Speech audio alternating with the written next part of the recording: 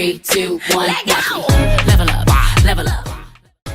Welcome to Real Talk TV. My name is Roger Henry and I'm your host on this series based on health. And today we've got Undu and Sylvia. Welcome, guys. Thank you. Welcome. Nice to have you here. First of all, I'd like to speak to yourself, Sylvia. What is it you do? I'm a diabetes specialist nurse. In fact, I'm the lead diabetes specialist nurse across both campuses, City and Queen's Medical Centre for Nottingham University Hospitals. So my job as a specialist diabetes nurse involves caring for patients with diabetes, education for GPs, practice nurses and other healthcare professionals, and trying to support people to manage their diabetes the best that they can. Fantastic, what an amazing job. And Undu, would you like to tell our audience what it is you do? I'm a consultant in intensive care medicine. My background initially was anesthesia after medical school, and then I sub-specialized in intensive care. That is the area where all the sickest patients in the hospital are brought in. I work for the Nottingham University Hospital, mainly at the City branch, but I do go to Queen's sometimes. Wow, and that also is an amazing job. I mean, especially right now with everything that's happening in our communities, in the world, you know. So tell me, before we go into all of that sort of conversation of, you know, what's happening in the world regarding the coronavirus, Sylvia, you know, what is it what inspired you into kind of wanting to care for people? Well, originally I wanted to be an air hostess of all things. I don't know why.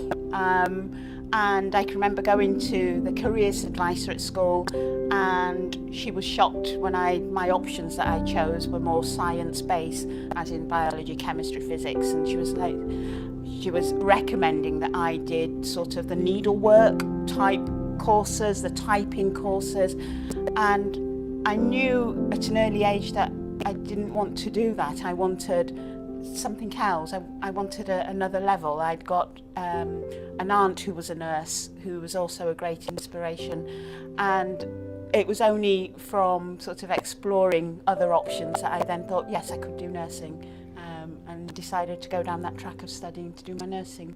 Yes. And it sounds like an era that, you know, I was quite familiar with myself. Most of the teachers of that time didn't really want to push black people into academic. It was more into probably other things. I mean, did you feel that when you was at school? Oh, absolutely, most definitely. There's a couple of teachers who spring to mind who were really quite inspirational, but they were the minority. You know, one in particular was a sports teacher, but again, that can sometimes be seen as trying to pigeonhole you because you're black, you're naturally larger than some of your white female colleagues, friends.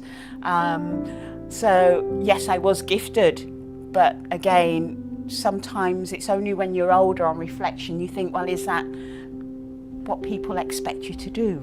Not really what I wanted to do, and I think that's what I found was missing. I had a fantastic biology teacher who obviously knew I loved science and had a grasp for science, and he was very inspirational and encouraging. But yeah, I think opportunities were overlooked at times at school. And what was home life like? I mean, parents, how did they kind of condition you? Well, home life was quite chaotic. My mum had 10 children. My father was extremely strict, but not always in a constructive way. Whereas my mum, I thought, was more the inspiration behind remember who you are, remember you are, you know, she was the one who gave you the self-belief that you could be anything you wanted to be. She put your mind to it. So whereas my dad would say, I'd like you to do this, my mum would often say, this is how you're going to do this, or this is how you could go ahead and do that. So I think my mum was my biggest inspiration. She supported me. The nights when, as you can imagine, living in a household with 10 children, it was really hard to try and study.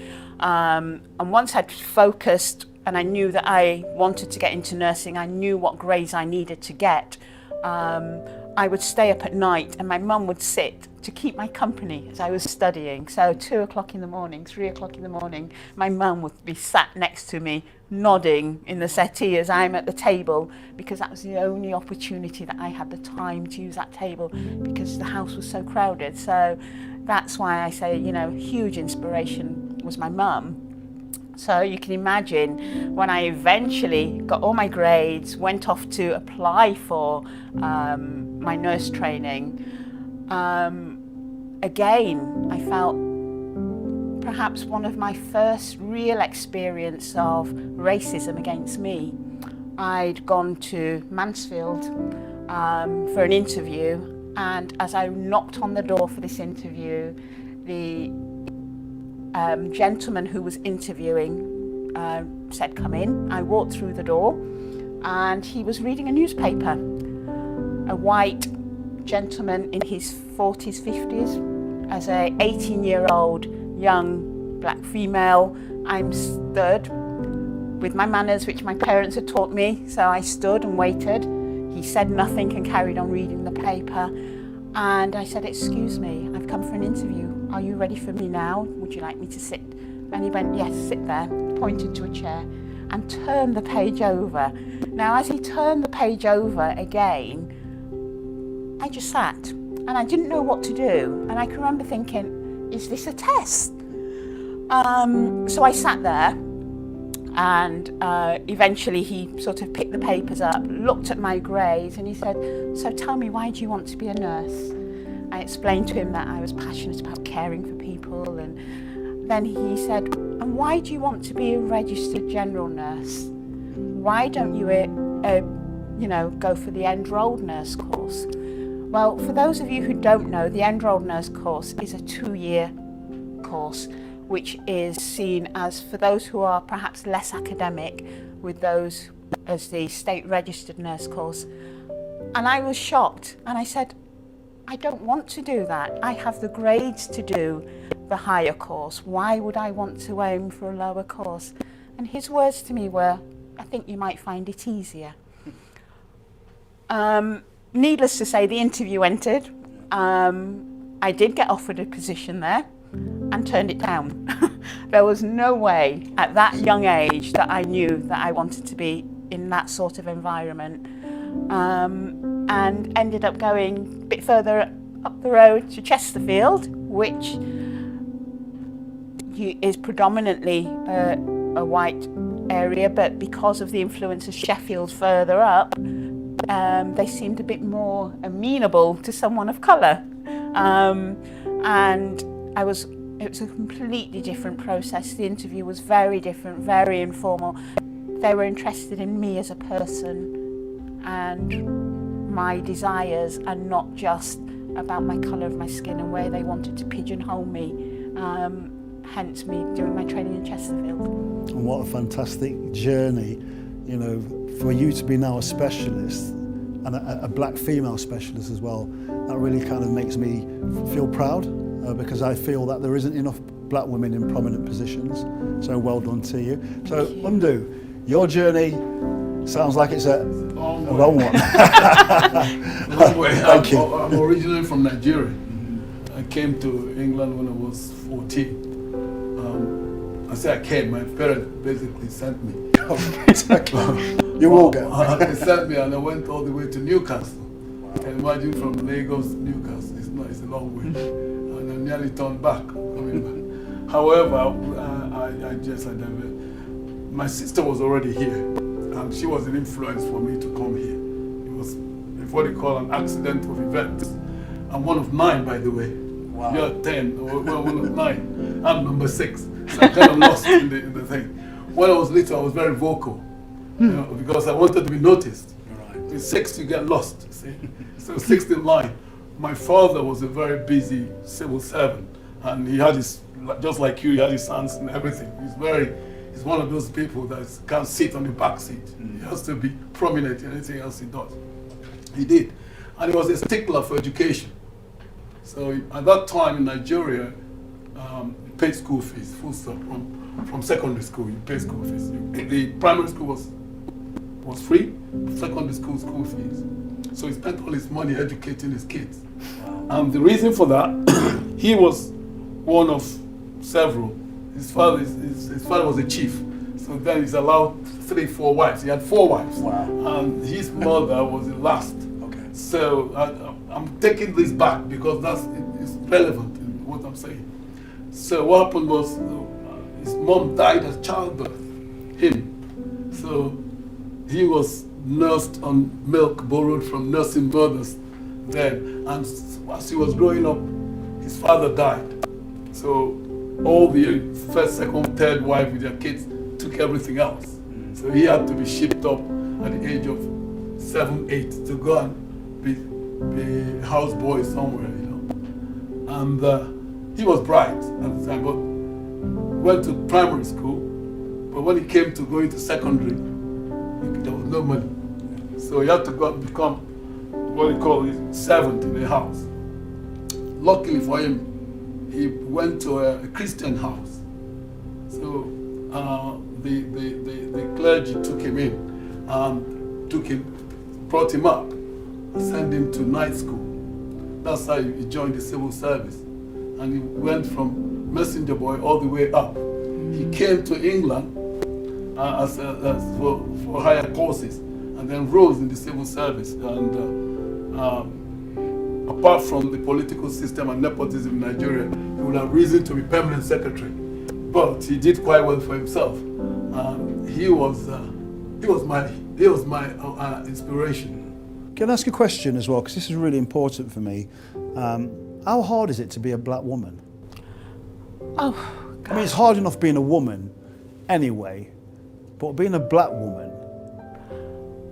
you always feel as though you have to work harder than your white peers. You always feel as though, do you belong? And I think that's the biggest, it's trying to find your identity and where do you fit in to this big jigsaw puzzle of a world, because it's not clear. Historically, there was, growing up as a young child, there was a generation of where young black men were very much interested in white female. So again, as a black woman, that's not a good place to be in, because you think, am I not good enough? And I think, again, you always have to prove yourself, so you work twice as hard as everybody else. So not only were you up against it with the white men, the black men, and your white female, so you almost felt as though you're at the bottom of the pile as a black female. And it's difficult. The biggest thing for me is trying not to forget who I am and lose who I am in all this. And it's that inner belief, and I think that's spirituality, where you think, actually, I know who I am. I know I'm a good, strong person. I know I have good values. I'm not perfect. Nobody's perfect. But yeah, I think it must be really hard for young black women now growing up in this current environment. But just to, before we close the show, I mean, it's been great having this conversation because it's really passionate. It fills me with joy to know you, because we all train at the same gym together. We've all got great disciplines. We're looking after ourselves. Endo is only 32. He's trying to convince me that he's 58, but I don't believe him. But this is a really serious time right now, and black people, as Public Health England have stated, are 4.1, I think, times more susceptible to coronavirus. Diabetes is one of the elements that we suffer from, also high blood pressure, which is standard, angina. I mean, the list goes on. And then on top of that mix, we've got mental health. So, Undu, I mean, what's your thoughts around coronavirus? Obviously, you work in this field. I mean, there have been a lot of talk about being susceptible to it. Nobody really knows, but there are certain aspects of it that I think are relevant to corona for us. if you look at let's start with socioeconomic problem that everybody knows about. In terms of the lower paid jobs that are sort of public facing, so nursing home, cleaners in hospital, all the hospitality places, it's usually the cleaner, the porters and everything. So they're facing the public all the time. Therefore, they're more susceptible to catching it. Doing long hours as well. Exactly. With the long hours combination of that, they're more susceptible for catching that.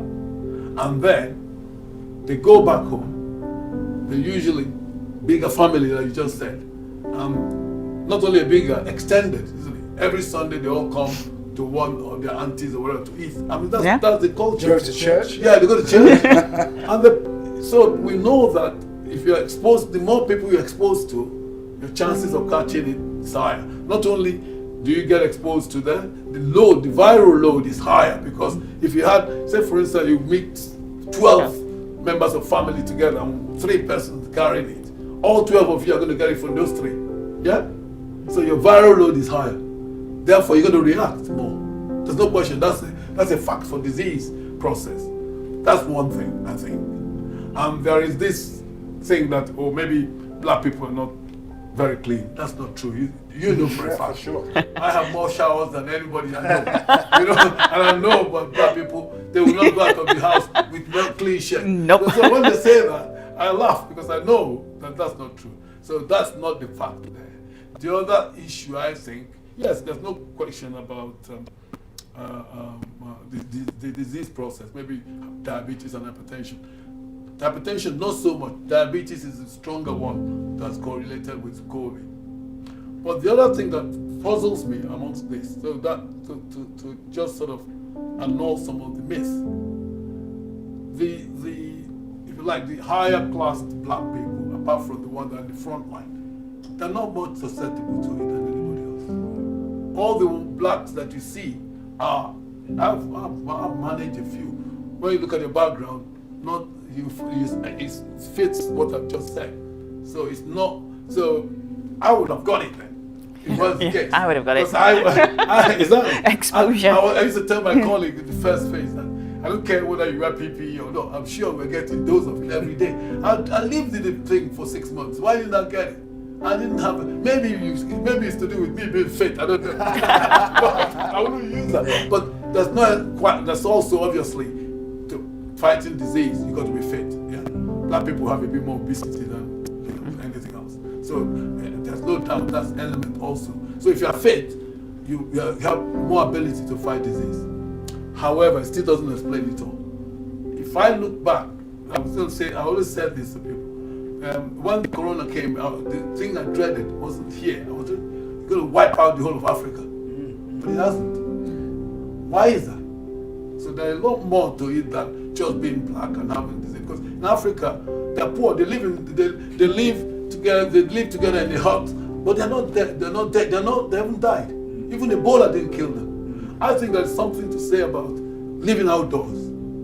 Yeah, working hard. You see the 80-year-old still going to tend his farm. They haven't died. I have uncles that are 88. He didn't die from Corona. He's still there. Because so why? So it's not as high in Africa. So it doesn't explain it all. So there is something in the West that is different. It must be that the hotter climate, perhaps, or maybe something in malaria.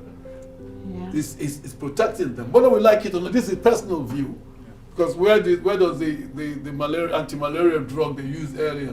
Of course, it's not the only story. There's a lot more to it than meets the eye. I don't think it's clear yet. They are looking at the genome, whether the genes are more susceptible. All I can say is that he hasn't killed them. They keep saying when he hits Africa, he's going to kill them all. But he hasn't killed them.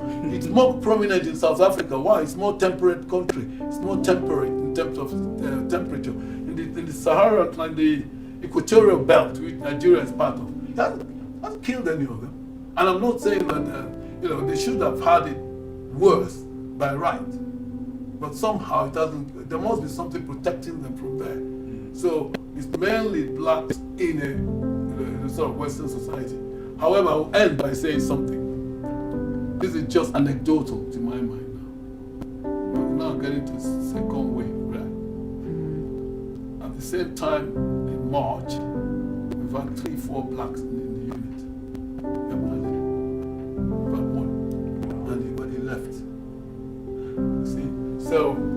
the story is not finished yet. That's what I'm saying. We might argue that maybe they've had it earlier now. Like somebody joked with me and said, white life matters. Because the ones that are in the unit now are mainly white. We haven't had many blacks. But this is just anecdotal. Don't quote me. But that's what I'm saying. The story is not out yet fully. Why? Because I believe there is something different.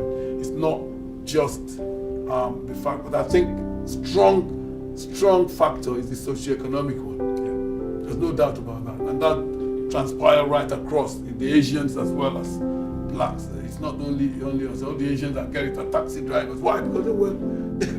Working all the hours. They work all the hours. They see people. They carry people all the time, and they want to take care. And like Africans and blacks, what the Asians do? They were having parties when they were locked down. No, it's true, it's a fact. They actually admitted to it. I saw the guy saying that he was having parties. So there's a lot more to it than that. So it's not, they're not just as bad because they get diabetes. We have hypertension, they get diabetes.